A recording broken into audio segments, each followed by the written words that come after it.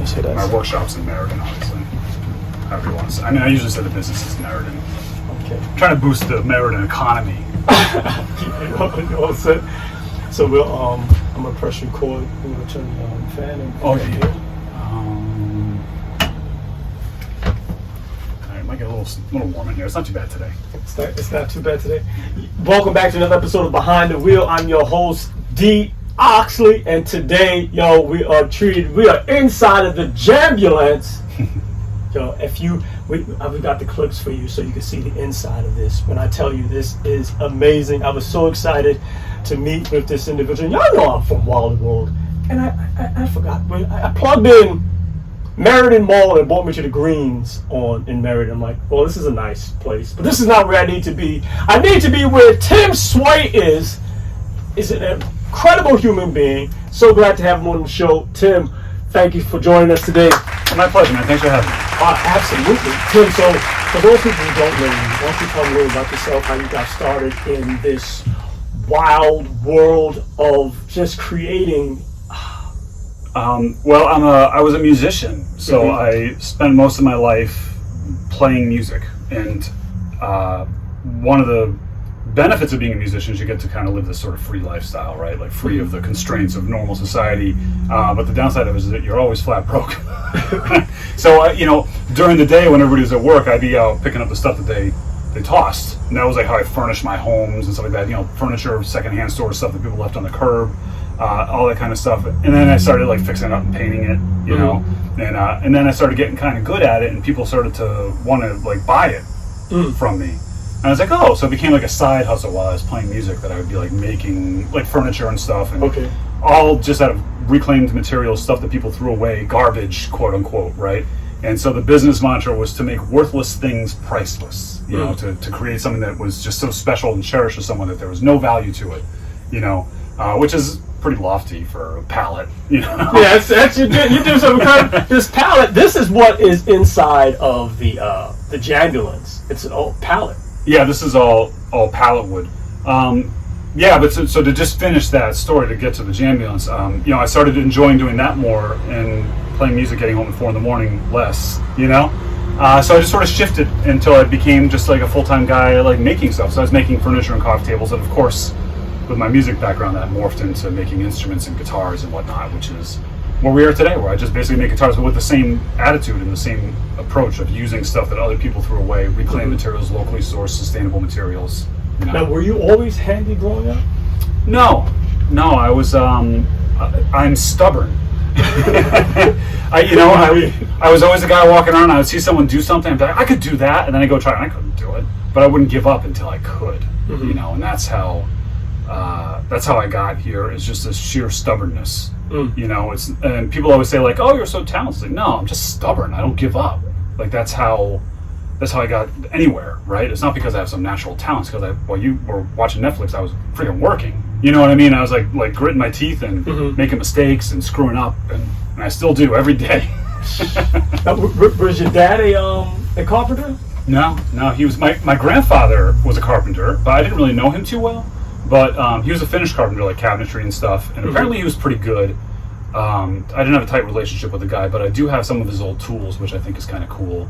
And then my other grandfather used to make clocks. He was like in the clocks and stuff, and so I have some of his old tools. But my dad, he went to college and went the suit and tie route. He didn't want to do that stuff, and I think it's cool though that like my son, who's now 11, he loves coming to the workshop with me, and I have this drill press that was my father's father's. So I remember the time my son was 5 years old, and he's drilling a hole with this drill press that was his great grandfather's drill press. I was like, that is awesome. Yeah, my dad is a carpenter. Oh yeah? Yeah. So I didn't know all of this, the equipment. I used to see some of this stuff because I live in an apartment in Brooklyn. Yeah. But so I didn't realize the magnitude of what he did until he moved back to Barbados. Yeah. But it's good that for you to be able to see and to have the actual tools that your grandfather had. Now your son is looking at his great grandfather. It's it's pretty legacy. Cool. Yeah, it is, and it's and the whole world of nowadays the hip term is maker. I'm not a woodworker or a carpenter because I also work with fabric and metal, or so we call call them makers now, but I'm more like a woodworker, you know. And and it's so neat because there's like my neighbor across the street is also a woodworker, you know, but he does like construction and framing and cabinetry like my grandfather. So he has like a whole different set of tools. And they all fit in cases that you can put on a truck, whereas mine are like too heavy to move, you know. Oh man! And so you sew also? I see the bench that's here. Well, so you know when I built out this truck, and I guess people will have to go to your Instagram and stuff to see pictures, or mine. But the idea was I wanted a store to display my guitars because my workshop is this dirty old barn, you know, and I couldn't afford a store, and so I was like, I'm just going to buy a truck and make one. It's kind of the idea, and so that's, you know, with the same ethos, I bought this old truck. It's like a '95 box van, step van, and I just stripped it and then built this whole room that we're in. And I had some help. The cushion, this is way beyond my sewing capability to make these beautiful cushions. Okay. So I actually had a friend in Montana that made them for me, and there's a whole video series about all this on YouTube. And so there's a video of her part of making this, and then so that's all natural hemp denim. And then the cushions I got from another great lady that sells DIYupholstery.com is her name. And she sells natural latex cushions, so there's no additives. It's like latex right from the tree, you know. So everything is like all hippy dippy in here, you know. It's okay. Like, yeah. So Tim has a manifesto. So I read through the manifesto, and it really kind of said, if you like this, this would not be for you. So it's like really setting people up to show this is the target audience that I'm looking for. Right. That little fake zine that I gave you was designed for the guitar shows that I go to, from even before I built this truck. Because, you know, I make my guitars, they're all made out of reclaimed wood, they have nail holes in them and stuff. And in the music world and the guitar world, there's a sect of people that are sort of snobs about brand names and tone wood, and I'm making air quotes when I say tone wood because we're still doing air quotes. I thought that was like done, man. I thought we were like done like air quotes. And you're a cool guy, man. Like I wore my bolero today because Tim had it on. I tell you, I pulled up. We were at the Norwalk Festival. Yes. I was like, yo, this guy is he's really like jamming. Like I'm just chilling. I'm here by the guitars. You see him. And you see it's like you're so cool, you're swagged out, and the air quotes we don't do it. I'm just learning that now. I've been pre-COVID. I always wore the bandana. It's a very useful tool. It's like I was kind of giving my little thing about my pen. Yeah, I'm like one of those dudes. I'm like I gotta be prepared, you know. As I have like my pen, you know, this pen you got a pen, a pencil, red, white colors. Yeah, it's like 3 colors. It's like a thing that pilots use. But so I always have the bandana. It's a very useful tool. Like you can. Get a cut, it's a bandage, you know, nowadays it's a mask for COVID. Blocking sawdust, so I make a quick cut. A million uses for it. It gets hot, you soak it, you put it back on, it cools you off. That's just my thing. That's your like trademark. My bow tie used to be my trademark. Yeah, bow tie's a good one. Yeah. So the manifesto.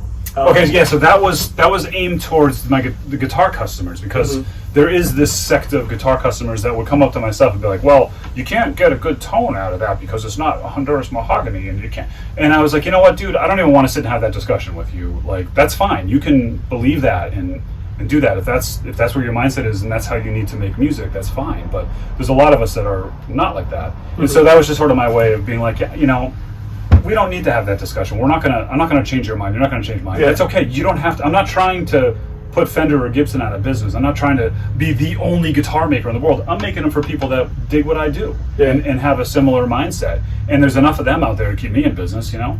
I always say, like, just Connecticut alone, there's 3 million people in Connecticut, right? 1% of them is my customers, and I'm busy for 2 lifetimes, 3 lifetimes, right? That's all I need. I'm not trying to be some, like, Amazon, you know? So, yeah, it's incredible. So I saw the, you can come across someone. I don't care where you're from, you know, your background, but you can see the product and see, yo, this person really is passionate about what they do. They pour themselves into the work, man, and it's like I gotta talk to him. I was like, yo, reading this thing is like, I like how I just say, okay, let's not waste each other's time. This may not be for you, and that's cool. I'm cool with that. And those people who are, then that's your tribe. Yeah. And so I remember being Norwalk, like, yo, I'm gonna get this guy this bass, let him check out the bass. So I'm like, yo, you really are like into just connecting with people. It was just a good thing to witness. Yeah, that kid. I don't know when the podcast is going to come out. I'm not really talking about it publicly yet because I just started it. But this 21-year-old kid playing bass. He's out there. He's hustling. He's making for a living. His band is great. Like he's got this great vibe about him. And I was like, yeah, I'm going to make him a bass. And so I told him that, and he actually called me. I thought like.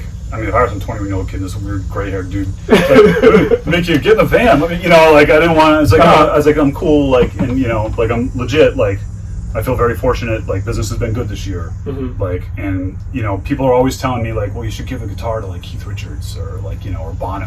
Like all these like big. I'm like, why? So they can put it in their closet with like a million other guitars that don't get played that other people have given them. It's like no. Instead of like, if I'm going to start like giving instruments out, I'm going to give them to people that are going to like really need them and want them, and so this guy, he's out there making a living. He's got a great bass, but so we had a phone conversation. I was like, what do you need that you don't have to do what you do to make your own? We discussed it, and he had some things that he wanted. So like, all right, so I'm building it, and I mean, I can't do that for everyone, No, I just thought it was just it was just like in real time. Not so. It could like you were just actually there. I was just there. I was talking to your wife. Incredible. Also, it's like, yo, this is just like a team effort. This was. Yeah, that's Gwen has really been a huge help this year, especially since we started bringing the truck out. Because I, like you, I'm a one-man show and I do everything, and I probably have some control issues, But so Gwen has been helping me a lot with just shipping and organizing events like that event. Like she organized it and she books it, and then when she's there, she gives me the opportunity to she talks to people and when I can and vice versa, and she's like a great salesperson because I'm not going to stand up there and go, hey, check me out, I'm awesome. But she will, you know what I mean? So yeah, she was definitely, and it was a soft sell, not even a sell. It was just relaying information. Right. We're not. I mean, obviously, I want to sell. Yeah. And so mostly what I do is like I'm doing for this young man is I make custom instruments for people. Usually, they're people that can pay. You know what I mean? And I always try to work in a price range that's not crazy. I try to just compete with like what it would cost to go buy an American-made instrument in a store, but custom and sustainably. Not like I said, I'm not trying to get rich. I love what I do, and I'm just trying to pay the bills. Yeah. And so you have a YouTube channel, and so in talking with your wife, it's like, yo, he's got a shoe. Oh God! I was like, you what? Yo, he's not an athlete. Yo, he's got his own shoe. Yeah, that's. I mean, it's not that cool, but it's pretty freaking cool, and it's a lesson to young people out there about like the concept of like, I'm not going to make air quotes, but the concept of selling out, right? Because everybody, it's like you go like everybody wants to be an influencer now, right? Everybody wants to make. And you watch it, you see these videos of people making this content people make, and it's like you're like, that dude doesn't use that product. Like that's he's selling some like women's skincare, like a video game. Like I know that guy doesn't play video game. You know what I mean? It's like, and it's when you see that, it's sort of disingenuous, and I don't think it helps the person making the ad. Yeah. And I don't think it helps the company, right? Because everybody knows it's like this is a cash grab. This company's willing to throw you cash for you to say their spiel. Yeah. And so I do a little bit of that, and I dabbled in it, but I've always been like, I'm not going to promote a company unless I vet them a little bit, right? And I make sure they're cool. Because I don't want some video surfacing of me saying like, oh, use Joe's smoked bacon. Well, I've been a vegetarian for 20 years, and Joe's in prison for like God knows what. I don't want to be like. And this comes up right from prison. That exactly. We're just like So Carolina Shoe, they made some videos with some friends of mine. I was suggested, and they contacted me, and I was like, yeah, I'd love to, but because I'm a staunch vegetarian and I avoid leather. Like it wouldn't be good for you or me if I were to make a video for your boots because they're all leather. I was like, it's just not going to do anything. I'd love to work with you. I hear you guys are great, but it's just not going to do anybody any good if I do that. I said, but if you start making a boot that's vegetarian friendly someday, like I'm all in. And then that got forwarded up to this guy, David, that was like the head of design or whatever, and he was like, it's like, yeah, we could probably do that. Because they have their factory in Pennsylvania where they do small runs. They have overseas factories too because they're a big company, But they were like, we can do a small run of like a couple hundred pairs of boots, and only a certain amount of size is the way it's told, whatever. And so I went there with a couple of my friends actually, and they have this thing where you can actually walk through and make your own boots. Wow. And so we ordered some material, like all these different, we looked at all these different vegetarian leathers and, Naga hide, speaking of Connecticut, Naugatuck is where that was, but like these modern versions that are really durable and breathable and stuff, and this whole thing are mailing me packages of samples back and forth. And I'm just like, dude, you guys, like, whatever you want to do, like, if it's vegetarian, I'll say it's cool. Like, that's this is way above and beyond. I ended up going down to this factory, making my own pair of boots, walking around to each station where they're like, I should ask you wore the boots today, man. I didn't want to tell you, I've been giving my feet a break and just wearing sneakers the past couple weeks. But Okay. I've worn them basically every day since for like 3 or 4 years. I'm on my second pair now. Wow. And they made this, like, so we made them for me. I made some videos about it and to see if there's interest. And we made like a hashtag Sway Carolina. And it ended up being that there were enough people where they're like, okay, well, we made that one pair that I was wearing. Like, we'll try it. We'll make a short run. Like, it was like a gross, And they're sold out now. And I don't think they're going to make another batch. But it was just like an awesome, or they're almost sold out. There's a couple pairs left, but it was like a pretty cool experience. Yeah, that is definitely a cool experience. I had just finished reading Rick Ross's book, and he was talking about Evander Holyfield. Yeah. He said one of the reasons that Holyfield, wound up going broke was he was doing these partnerships that really didn't make sense. Yeah.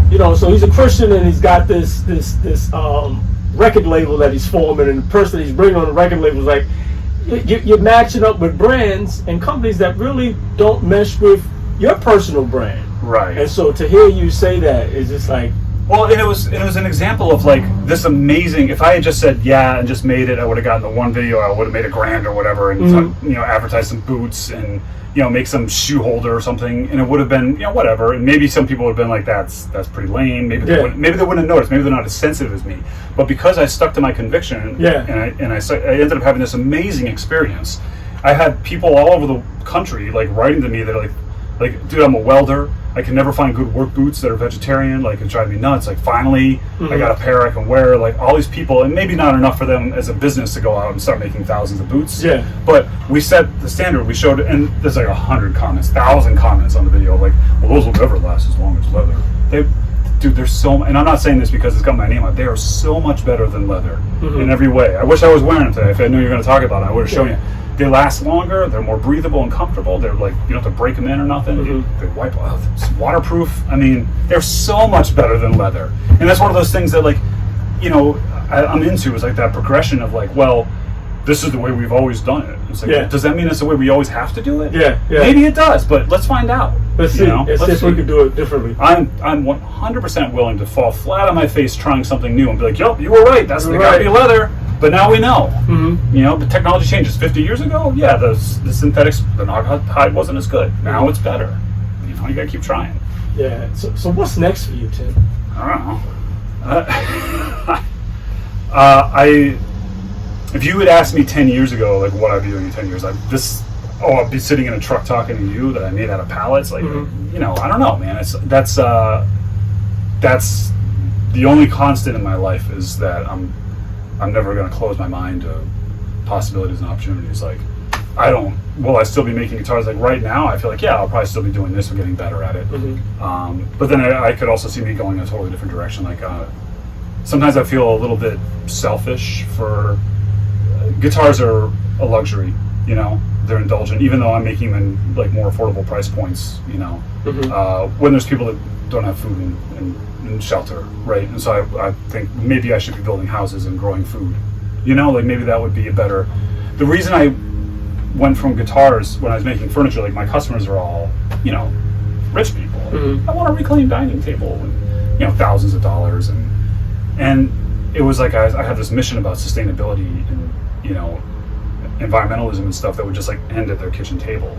And but with guitars, like, music is a powerful agent for change. And so I feel like every time I see like a singer-songwriter out there like singing some song about the planet and all the troubles, and they're playing this guitar that I can look at it and know the materials, like that came from like Africa, where people would probably pay pennies on the dollar to cut that tree down, and I bet there's some kid lost a finger, and then that came from Honduras, where God only knows what kind of banana republic is built around the lumber industry there. And not to mention the footprint. That tree took 4,000 years to grow that big in order for you to cut it down and make this. It's like, man, that bothers me. Like, and so I thought if I could start putting these guitars in people's hands, Like, you don't have to deforest Africa to make your song about saving Africa. Yeah. You know? Yeah. And trying to, be that agent of change that way. Yeah. Because we might want it. We can't fix the world, but we can contribute with our strengths. Yeah. And so I was like, well, maybe I could go Jimmy Carter it and build houses for Habitat for Humanity and maybe help build some houses. But I feel like this is art that then goes on to make art. So if I can make guitars, and I can get guitars in as many people's hands as they progress out into their careers, and they can spread my message for me, then I'm like a disease vector. I'm like COVID, like spreading goodness. Yeah. So let's see one of the pull out some of the guitars, man. Yeah, sure. There's some inside of the drawers here. Yeah, there's a few more in there. I actually just sold a couple, so I'm a couple shy. This is the carpet guitar. Okay. The guitar pit. Guitar pit. This is a collaboration with my buddy Keith Decent, who is into this carpet tufting. And what is carpet tufting? It's like a gun that you make the carpet. So he hangs this fabric and he shoots this thread through it. Oh, okay. And so he can do designs and stuff. And he's been making melted popsicles. That's why it's got these drips on it. So I said, let's make a melted popsicle guitar. And we did this one. It's all made out of reclaimed flooring to keep with the theme of being a carpet. Okay, gotcha. So that's one of my more like artsy ones. But then I have some, sort of more. Oh, this is a bass 6, which is a guitar, but tuned down an octave like a bass. So it's like a low guitar, and I've been really into these lately. And this is all reclaimed chestnut, which is like my favorite wood to work with. Why is that? Because it's extinct from a blight of like a bug that happened like 100 something years ago. And the only way you can get this chestnut is by tearing down a house that was built before the blight, or like something else that was built before the blight. So a lot of these old homes in towns like Meriden here, they're built in the 1850s, 60s and stuff. All the studs are this chestnut. And so if you tear the house down and you throw it away, you're throwing away this wood that's beautiful, has all this significance to, overproduction and waste and blights. And it's just great wood. So I love using that. What is that blue stuff? What is that? This is there's a sign shop near my house this is from their drops. It's like an eco acrylic. Okay. And so they were making signs for some people, and they just recently moved, but when they were there and they had some waste, they'd have like a pile of stuff that like they didn't have any use for. I'd go take it all and I could get smaller things out of it, So I do a lot of that. He's got an acrylic cutter, Well, that's the he's laser. Got like a laser. That's the laser. The laser. Like I saw this thing, I was like, this guy is serious, man. Yeah, I got a laser. And here's another one with that acrylic. This is also chestnut that I stained green. Oh yeah, that's dope. And the handle, or what? This is called a whammy bar, tremolo, or vibrato. Yeah, a whammy bar. This other thing up top. What's that? I don't know the terms for that. This? Yeah, that's the head. The head, and then this is the arm. What is that? Head, neck, body. Neck. Right? Okay. Head, neck, and body. There you go. Okay. Yeah, Any arrows in there, or for what? My logo is just versions of arrows of like the recycle logo. The 3 arrows and the recycle symbol. Okay. I just play with arrows and everything. Gotcha. It's just sort of like my thing. Gotcha. Yeah, man. So. Oh man. Oh, I see it on it's that one that's there now. It's got the arrow in it. I see it on the back and on the neck. Oh yeah. There's my head. Yep, the head. Very good. The head. Yeah. I'm a fast learner. And this one here has an arrow of sound hole in it up there. So. Oh, okay. And what is that made out of? That's made out of what? This is, man, you got a good eye. This is walnut from do you know what a pump organ is? A pump organ. It's like it was like the Casio of the 1880s, man. It was like you would pump your feet, and these bellows would build up air pressure, and you push the key, and the air goes through the valve. Wow. And like everybody and their mother had one during like the Victorian era. It was like, because pianos are expensive and big, and these are relative. Pump organ. So yeah, it's just like a little, and you'd pump with your feet, and you play your church hymns or whatever, and everybody sing around it at night because there's no Netflix. You know what I mean? It was just, you sit around and sing songs together as a family, read books and sing songs, and everybody, like, these things were wicked popular in the middle class, and nowadays they're all trash. Mice get in them, and there's. And people get upset, like, "Oh, you wrecked that beautiful." It's like, nobody wants this thing, man. Like, I had gotten a stack of half a dozen of them from a guy. He bought a lot of 40 of them because there was a couple in there that were valuable, and then the rest of them were just not. and he was like trying to sell them. He ended up just giving them to me because he didn't want to throw them away. And then I did stuff like this where I make instruments out of it. So this walnut top has been making music since the 1800s, which I think is wicked cool. Yeah. You know? Yeah, the stories behind right, it. Yeah. Right. You know? So when you mentioned to me, I'm making music from something that was something else, and this piece, turning this piece into something that somebody's going to create music from it and continues to like live on, man. Yeah, so it's, I mean, art, what people always talk about, like, like society and what is it when you 10,000 years from now, when there's some archaeological dig of our society, what do they find? They find the art. Like that's how they judge it. That's how they judge a culture. Yeah, I mean, that's how we judged all the other cultures: the Greeks, the Romans, the architecture, the art that they leave behind. And so, it upsets me when going gets tough and like art is the first thing to get cut from every budget. Yeah, it's like, well, what's the budget for if it's not to perpetuate art? Yeah, it's funny you say that because I've been on this rant. It's like that's the first thing they cut from school. Music and art, every time. Music and art. Yeah. And then during COVID, people who were creative was like, okay, I'll just make something. I'll start sewing. I started sewing again. Oh yeah. People started baking. People started businesses. It's like you're trying now to create something because I can't get out. What am I going to do now? I'm not going to sit. I've watched a couple of episodes of Ozark. I'm not gonna lie. And it was like, okay, enough of this. And I started, watching Masterclass. Something was gonna, start sewing. And, I told you about the podcast that we created. And you get back into a zone. But the finding your passion, and that's what this show is about, being able to, amplify the voices of ordinary people who are doing extraordinary things. And Tim, you're doing some incredible work. I appreciate the time that you spent with us, man, and continue to do. Where will people find you if they want to find out more about you? Best place to go is newperspectivesmusic.com. That's my main store, and I have some other side ventures too, and also youtube.com/Tim Sway. Just type in Tim Sway and you'll find me. On Instagram, Tim Sway. Tim Sway 1 on Instagram. Yeah, just type in Tim Sway and you'll find me. Yeah. Oh man, thank you so much, Tim. I would shake his hand, but he said we're doing the COVID elbow. My son's 11. He can't get vaccinated yet, so I'm just doing my best. I hear you. Yeah. I don't know if we were doing the fist bump. We're not doing air quotes. I know that. I know. Yeah, I learned. I'm done. Oh man, thank you so much, Tim. I appreciate you. Cheers, man. Thank you. All right.